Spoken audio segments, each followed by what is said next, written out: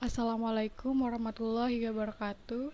Perkenalkan, nama saya Nadia Rahmani Putri, NIM 204105020056. Pada kesempatan hari ini, saya akan menanggapi video tanggapan dari Bapak Dr. Abdul Wadud Nafis LC MEI, yaitu tentang inflasi dalam perspektif ekonomi Islam dan konvensional. Yang pertama akan saya bahas adalah definisi inflasi terlebih dahulu. Inflasi adalah kecenderungan naiknya harga secara umum dan terus-menerus dalam waktu dan tempat tertentu. Itu menurut Nopirin 1997 dan Budiono 2001. Macam-macam inflasi. Berdasarkan sifatnya atau laju inflasi, berdasarkan penyebab dari inflasi, berdasarkan asal dari inflasi. Yang pertama, berdasarkan sifatnya atau laju inflasi. Disebut sebagai inflasi merayap atau creeping inflation jika dihitung hasilnya di bawah 10% setahun. Yang kedua yaitu sebagai inflasi menengah atau galloping inflation jika dihitung hasilnya antara 10% sampai 30% setahun. Yang ketiga sebagai inflasi tinggi atau hyperinflation jika dihitung hasilnya di atas 100% setahun.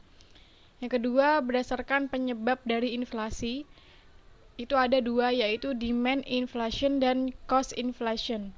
Demand inflation atau inflasi permintaan timbul karena permintaan masyarakat akan berbagai macam barang terlalu kuat.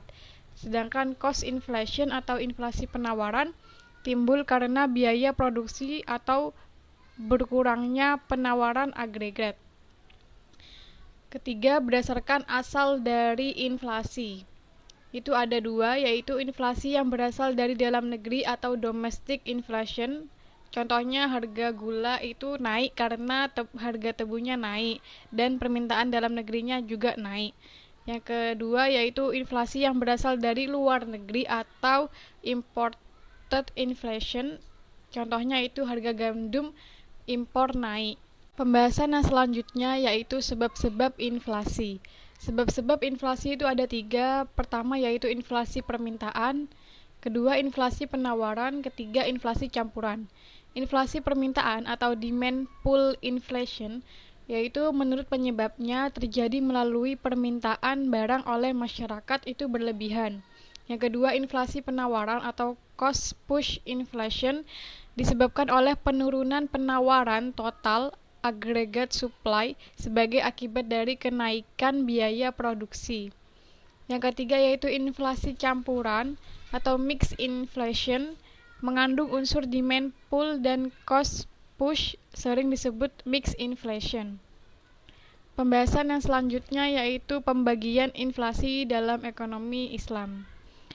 Yang pertama itu natural inflation, diakibatkan oleh sebab-sebab alamiah yang tidak mampu dikendalikan orang. Menurut Ibnu Al-Makrizi, inflasi ini diakibatkan oleh turunnya penawaran agregatif atau AS atau naiknya permintaan agregatif atau AD. Yang kedua yaitu human error inflation, yaitu pertama karena korupsi dan administrasi yang buruk atau corruption and bad administration. Yang kedua yaitu pajak yang berlebihan atau excessive tax, pencetakan uang dengan maksud menarik keuntungan secara berlebihan atau excessive seigniorage. Pembahasan yang selanjutnya yaitu dampak inflasi dalam perspektif ekonomi Islam.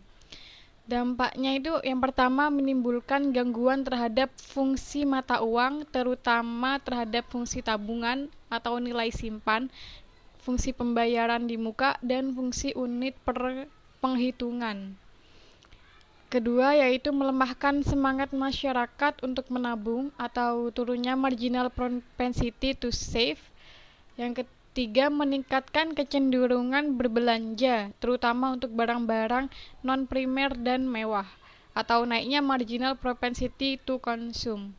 Yang keempat yaitu mengarahkan investasi pada hal-hal yang tidak produktif seperti penumpukan kekayaan berupa tanah, bangunan, logam mulia, dan mata uang asing, serta mengorbankan investasi produktif seperti pertanian, industri, perdagangan, dan transportasi.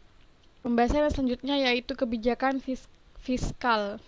Tujuan dalam Islam adalah untuk menciptakan stabilitas ekonomi, tingkat pertumbuhan ekonomi yang tinggi, pemerataan pendapatan. Yang terakhir adalah kebijakan moneter. Bank Islam harus mengarahkan kebijakan moneternya untuk mendorong pertumbuhan dalam penawaran uang yang cukup untuk membiayai pertumbuhan potensial dalam output jangka menengah dan panjang demi mencapai harga stabil dan tujuan-tujuan sosioekonomi Islam. Cukup sekian video tanggapan dari saya tentang inflasi dalam perspektif ekonomi konvensional dan ekonomi Islam. Mohon maaf jika ada salah kata. Terima kasih sudah menonton. Wassalamualaikum warahmatullahi wabarakatuh.